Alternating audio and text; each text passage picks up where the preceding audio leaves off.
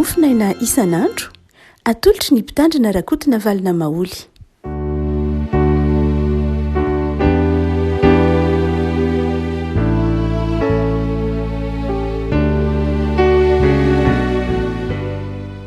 Fa miarabantsika rehefa kotratra ity alarobia fahafito ambin'ny folo ny volana septambra ity ny mofinaina izay voalahatra ho antsika dia ny bokin'ny tantara faharoa toko faharoapolo, tantara faharoa toko faharoapolo, andininy faharoapolo ka hatramin'ny fahatelo amby roapolo. Tantara faharoa toko faharoapolo, andininy faharoapolo ka hatramin'ny fahatelo amby roapolo, vakiantsika amin'ny anaran'i Jesoa. Ary ny fo maraina koa Josafata dia niaingana ka nenefitry teo koa. Ary noho nivoaka izy dia nitsangana teo Josafata ka nanao hoe mihainory Joda sy ianareo ry mponina eto Jerosalema. Minoa an'i Jehovah Andriamanitra reo dia ho tafatoetra ianareo, minoa ny mpaminany dia ambinina ianareo. Ary rehefa niara-nihevitra tamin'ny olona izy dia nanendrim-pihira ho an'i Jehovah idera amin'ny fiaingona masina. Raha mivoaka eo anoloan'ny olona efa voamana hiatika nanao hoe miderany Jehovah fa mandrakizay ny famindram-pony. Ary raha vao nanomboka ny oby sy ny dera ireo dia nasian'i Jehovah otrika melona taranaka Amona sy Moaba sy ny avy any an-tendrombohitra Seira izay avy hamely ny Joda ka dia resy ireo. Dia nitsangana ny taranaka Amona sy Moaba namely ny avy any an-tendrombohitra Seira ka namono sy ny nandringana azy, ary noho ny voaringana ny mponina tany Seira dia nifandringana kosa izy samy izy ihany. Ray masino, manamasinana ay amin'ny fahamarinana ny teninao no fahamarinana. Amen. Revana boky ny tantara no zara mofinaina ho antsika amin'ity alarobia fahafito ambin'ny folo ny volana septambra ity. Ny bokin'ny tantara moa na tantara voalohany na tantara faharoa dia miresaka ny mitantara ny momba ny fanjakan'ny Joda. Ny Joda ihany ny tantarainy fa tsy miresaka ny fanjakan'ny Samaria akory. Fantatsika tsara fa nizara roa ny fanjakan'ny Israely tamin'ny andron'ny Rehoboama sy Jeroboama. Dia nisy ny fanjakana avaratra dia nisy ny fanjakana atsimo. Ny fanjakana avaratra izay nisy ny foko roa ambin'ny folo dia ny fanjakana atsimo kosa nisy an'i Joda sy Benjamina. Ny bokin'ny tantara dia tsy mitantara mihitsy, tsy miresaka fa tsy ny fanjakana atsimo. Tsy ohatran'ny hoe tsy manaiky ny fisian'ny fanjakana atsimo ny bokin'ny tantara na ireo mpanoratra ny tantara. Fa ny bokin'ny mpanjaka kosa no miresaka ny fanjakana avaratra sy ny fanjakana atsimo. Ao amin'ny bokin'ny tantara dia ny tantaran'i Josafata izay tantaraina amin'ity toko faharoapolo ity dia lava dia lava manokana toko efatra be izao ny bokin'ny tantara momba an'i Josafata. Any amin'ny bokin'ny mpanjaka ara toko folo no resahana momba ny bokin'ny Josafata. Izany hoe tena manatoerana lehibe ity mpaminany, ity mpanjakany Joda ity. Amin'ity eto ampitantsika ity dia andininy roapolo zany ka hatramin'ny fahatelo amby roapolo dia mamaha olana lehibe dia lehibe tokoa hoe manahoana ny toe-panahintsika eo anatrehan'izay heverina hoe tsisy fanantenana intsony. Mety misy fotoana lafiny zavatra sasany tena heverintsika mihitsy tsika hoe tonga amin'ny fitenin'ny tanora hoe midona mirindrina sanatria dia ahoana no tokony ho toe-po, ahoana no tokony ho toe-tsaina. Satria Josafata amin'ity andininy ity dia tao anatin'ny sarotra. Nitangorona hamelen'i Josafata ny fahavalony manodidina azy ny Moaba, ny Amona ary ny Amonita. Izany hoe ny taranaka Moaba na ny Moabita sy ny Amona ary ny taranaka Amona no nitambatra namely any Josafata. Ary teo aloha izany dia tsy hitan'i Josafata izay natao. Dia amin'ity andininy vitsivitsy andininy faharoapolo ka hatramin'ny fahatelo amby roapolo ity dia hitarafana hoe inona ny fihetsiky Josafata manoloana izay heverina hoe tapidalaka leve hoe inona ny vahaolana, inona ny hatrehinany izany. Raha ohatra ka mijanona amin'ilay mofinaina isika dia ny tenin'ny Josafata voalohany indrindra dia ny hoe minoa an'i Jehovah Andriamanitra reo dia ho tafatoetra ianareo, minoa ny mpaminany dia hambinina ianareo. Mpitarika endy Josafata, fantatsika rehetra zany ary manaiky an'izay ireo toko efatra ao anatin'ny bokin'ny tantara na ireo toko maro be ao amin'ny bokin'ny mpanjaka dia mametraka an'i Josafata ho mpanjaka naranitra, mpanjaka endry, mpitarika endry, mpitarika nanan-tsaina. Dia inona ary no tao an-tsainy ity mpitarika endry, ity mpanjaka endry izay tondron'ny soratra masina ho azo alaitahaka amin'ny lafin-javatra maro ity? Voalohany dia izao nahay nankalison'i Josafata. Ity tenin'i Josafata hoe minoa an'i Jehovah-Andriamanitra ireo dia tafatoetra ianareo, minoa ny mpaminany dia hambinina ianareo. Nankalisony izy tamin'io. Efa nankalison'i Josafata. Inona ny lesona nalain'i Josafata? Tsaroantsika tsara fa i Josafata dia mpiombonanaka tamin'ny Ahaba. I Ahaba zany mpanjaka tany fanjakana avaratra, mpanjakan'ny Samaria i Ahaba. Dia nanana zanaka vavy i Josafata. Ary dia nanana zanaka vavy nanana zanaka lahy Josafata ary nanana zanaka vavy kosa i Ahaba. Dia ny zanaka vavin'ny Ahaba zany sy ny zanaka lahin'i Josafata dia nivady mpiombonanaka zany i Ahaba izay mpanjaka ny fanjakana atsimo, mpanjakana avaratra sy Josafata mpanjaka ny fanjakana atsimo. Saingy izao i Ahaba sy Jezebela fantatsika tsara ny toetrany fa nanompo sampy, nanompo an'ny bala. Ary dia i Josafata kosa natoky an'Andriamanitra. Kanefa moa mpiombonanaka izy ireo. Dia lasa i Josafata nandeha namangy any Tirafo-zanjanany, any Ahaba zany. Ary tsy vitany hoe namangy any Ahaba i Josafata, fa nanampy any Ahaba mihitsy tamin'ny fahavalon'ny Ahaba. Iza ny fahavalon'ny Ahaba? Ny fahavalon'ny fanjakana avaratra, ny Sirianina. Ary dia Josafata zany lasa nanampy any Ahaba ny fanjakana avaratra zany i Josafata hiady tamin'ny Sirianina. Dia rehefa nifanaraka zany i Josafata sy Ahaba fa hifanampy amin'ny ady amin'ny Sirianina dia indray maka hoy Josafata tamin'ny Ahaba, alohan'ny andehanantsika hiady amin'ny Sirianina dia aleo aloha mba manontany ny hevitry ny mpaminany any isika. Ao amin'ny toko 20 io tantara io dia aleo mba manontany ny hevitry ny mpaminany any isika raha andeha ho an'ny Ramota Gileada hanafika ny Sirianina, zay fahavalon'ny fanjakana avaratra na ny fahavalon'ny Israely na Samaria moa tsika teoriana. Dia hoy Ahaba, satria Ahaba efa nanompo sampy, de hoy Ahaba hoe misy mpaminany azo ametrahana fanontaniana ihany eto. De Josafata hoe aleo manontany ny hevitr'Andriamanitra ihany, aleo manontany ny mpaminany ihany.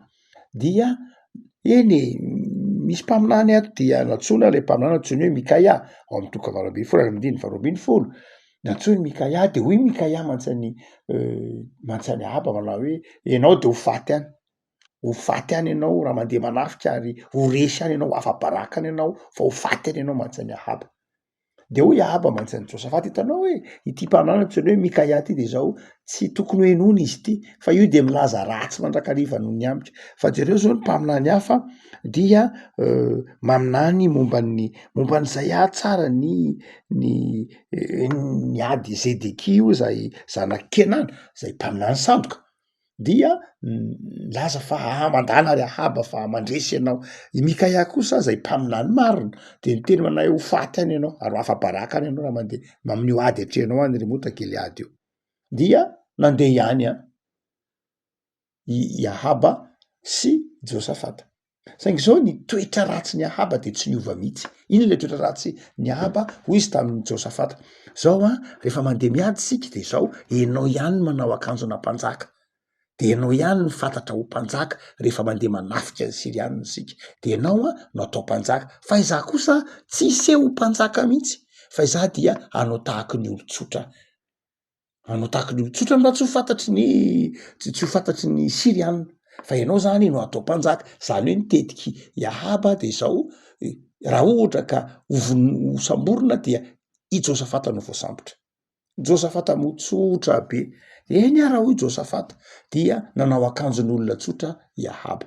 de lasa nandeha nanafika ny Siriana. Ny Siriana kosa de tsotra be ny tetikadin'ny Siriana andiny 70. Hoy ny Siriana manao hoe aza miady na am'kely na am'lehibe afa-tsy am'mpanjaka ny Israely ihany. Zany hoe hoy ny Siriana manao hoe zao fotsiny nataonareo mantsy miaramila ny mpanjaka ny Israely ihany Iahaba ihany atao zay afaty azy de vita ny ady. Aza miady am'zay madinidinika any fa ny mpanjaka ny Israely fotsiny atao zay azahoana azy. Dia zay fotsiny tetikadin'ny Siriana. Raha tonga ary ny ady, ino nataony Iahaba? Izy zany tsotsofoka tany anatin'ny olona tany, dia i Josafata ny samboron'ireo miaramila ny Siriana hoe io eny le mpanjaka, io eny le mpanjaka. Dia nodidin'ny olona Josafata. I Josafata kosa nitanao tamin'Andriamanitra, niantso vonjy tamin'Andriamanitra sady niantsoantso. Dia hoy ny olona manao kay tsy mpanjakany, ay tsy iory kay le mpanjakany fanjakana avaratra, kay tsy le mpanjakany Israely. De navotsotry ny olona i Josafata. Saika maty Josafata, saika novonono ny olona, fa niantsoantso mafy izy sady niantso vonjy tamin'Andriamanitra. Andiny 2:30, dia niantsoantso tamin'Andriamanitra. De afaka Josafata. Iahaba kosa zany tsy hitany reto miaramila reto. Kanjo nisy olona nandefa tsy pikaky tany fotsiny, ohatra nandefadefa tany fotsiny de nahavoany Iahaba. Iahaba zany tsy nieritreritra ninona ary de maty Iahaba. Tamina zavatra tsy de nieritrerety no nisy dikany akory. Zany hoe rehefa verina kosa i Josafata verina tany Jerosalema de nitsena azy ny mpaminany, ny hanany mpaminany mahita ka nanao hoe tserety nataonao, ndratsy fanavy ny tokony nampianao, zaranao ary tsy maty tany, tsy nahafaly an'Andriamanitra fa adsoinao mihitsy nandeha nanampy any Ahaba izay mpanompo sampy. Ratsy fanahy reny ve ny nampianao reny ve ny mendrika nampianao? Hoy ianany mpaminany mantsana Ahaba. Izay le hoe nakalesona i Josafata. Taorianany zay toe-javatra rehetra zay dia lasa nakalesony Josafata. Ka ny teny hoe mba eno ihany ny mpaminany. Nahafaty any Ahaba de tsy niainy ny mpaminany marina. Ary natezitra n'Andriamanitra tamin'ny Josafata de tsy niainy koa ny mpaminany tany am-boalohany hoe tokony tsy miaraka amin'ny Ahaba ianao, tokony tsy miraitsy kombakomba amin'ny Ahaba ianao. Dia niaino eto Ahaba, eto Josafata de nanafatra ny olona manao hoe mba eno ny mpaminany. Nakalesony. Ohatsika manao hoe anankiray am'zay toetra tokony ananan'ny olon-kendry anananao rehefa ao anatin'ny sarotra anao de zao miaino ny mpaminany, miaino n'Andriamanitra, mitodika amin'Andriamanitra, makalesona koa am'izay tsy mety de ho aloha. Mahay makalesona rehefa ao anatin'ny ady sarotra anao de mila mahay mamaky ny tantara, mamaky ny teo aloha, manontany hevitra Andriamanitra ary dia miantoraka amin'Andriamanitra. Fa ny faharoa de zao, rehefa nakalesona Josafata, niverina tamin'Andriamanitra izy, nahatoky an'Andriamanitra izy, nakalesona izy ary ny teny manao andeontsika ino an'Andriamanitra, andeontsika toky an'Andriamanitra. De inona terak'izay? De io andiny 1:20 manao hoe niara-ny hevitra tamin'ny olona izy. Rehefa resy lahatra zany Josafata, tena ndresy lahatra ny olona hoe ao anatin'ny sarotra tsika ty, hitangorona ny fahavalo tsika ty. Jereo tsara ny fahavalontsika fa izao ny Moabita sy ny Amonita moa io dia niditra avany atsimo, niditra avany atsimo zay tsy nampoizana mihitsy zany tetikadiny Moaba sy ny Amonita zany avany atsimo izy niditra, fa ny lalana mahazatra ny olona dia avany avaratra. Dia niditra avany atsimo izy tany hiditra ny Israely ary de zao efa lalana ray andro sisa mahazo tapany de tonga ao Jerosalema izy. Zany efa teny fotoana efa tombotra mihitsy ny fahavalo. Dia zay ny tenenan'i Josafata toe minoan'Andriamanitra de niara-ny hevitra tamin'ny olona izy. Neafako tsy de tena mety ho mahazatra loatra ny olona ny hoe mpanjaka miara-mihevitra amin'ny vahoaka, miara-misaina amin'ny vahoaka, mifanatona amin'ny vahoaka, miaraka miombona miara-mieritreritra amin'ny olona entiny. Neafako zava-dehibe ty andiny tsotra masiny ty mitaona antsika manao hoe rehefa ao anatin'ny ady sarotra ianao dia ilainao ny torohevitry ny hafa, ilainao ny miara-mikeondoha amin'ny hafa, ilainao ny miara-miatrika, miara-mamakafaka fa tsy hoe mitopiteny fantatra ho manana samy irery an'Andriamanitra, mitopiteny fantatra ho mahavita irery na de mpanjaka ary. Fa eto Josafata dia nanana fahendrena ka niezaka nifanatona tamin'ny olona, niresaka tamin'ny olona, ahoana no ataontsika, inona no atrehantsika n'ity, fahavalo efa afaka ndray andro dia tonga eto amintsika. Zany hoe lasa toe-tsaina niara-nitantana lay ady, niara-niatrika lay ady tamin'ny vahoaka teto Josafata. Toe-panahy zay ataontsika hoe mila ianarantsika vanim-potoana ankehitriny, zany hoe mila mahay miresaka amin'ny mpiara-miasa rehefa ao anatin'ny ady sarotra ianao, rehefa ao anatin'ny ady sarotra ny fianakaviana de mila miara-mikondona ny ray fianakaviana, ny ray tampo, ny ray aman-dreny sy ny zanaka. Rehefa ao anatin'ny zava-manahirana dia zava-dehibe ny fikaonan-doha, ny fifampitoniana, ny fifampiresahana, ny fifampitoviana tadrodokanga hoe ny toro malagasy mba tsy hivalana ny hira. Ary dia zava-dehibe le hoe fiarahana misaina, fiarahana mieritreritra mba hitovy ny vina, mba hitovy ny fomba fiasa, mba hitovy ny tanjona. Dia niara-ny kondota amin'ireo vahoaka ireo Josafata, na de mpanjaka azy izy, tsy niavy-navin-kevitra mihitsy izy ka hoe za ndray mpanjaka de zao mibaiko, fa niaraka tamin'ny vahoaka izy. Dia rehefa niaraka tamin'ny vahoaka izy amin'ny andininy io, de inona ny fanapakevitry ny vahoaka? Andao ny mpitendry zava-maneno natao eny aloha, andao ny mpandiny atao eny aloha, andao ny fiderana an'Andriamanitra natao melo lalana ny zavatra rehetra. Hafa-be mihitsy lay toe-panahy izay nanana ny reto vahoaka reto sy Josafata hoe ao anatin'ny ady sarotra, ny taranaka Moaba, ny taranaka Amona miaraka amin'ny asany sabatra sy ny langilangy sy ny lefina sy ny spika isan-karazany. Fa izao kosa ny nataony Josafata sy ny vahoaka manao hoe ka inona moa e? Andriamanitra nge efa niteny tamintsika, efa niteny tamintsika nge Jahazela zanaka Zakaria 5:20 manao hoe aza matahotra na amin'ny vadi-po ny amin'ny olona betsaka fa tsy anareo ny ady fahan'Andriamanitra.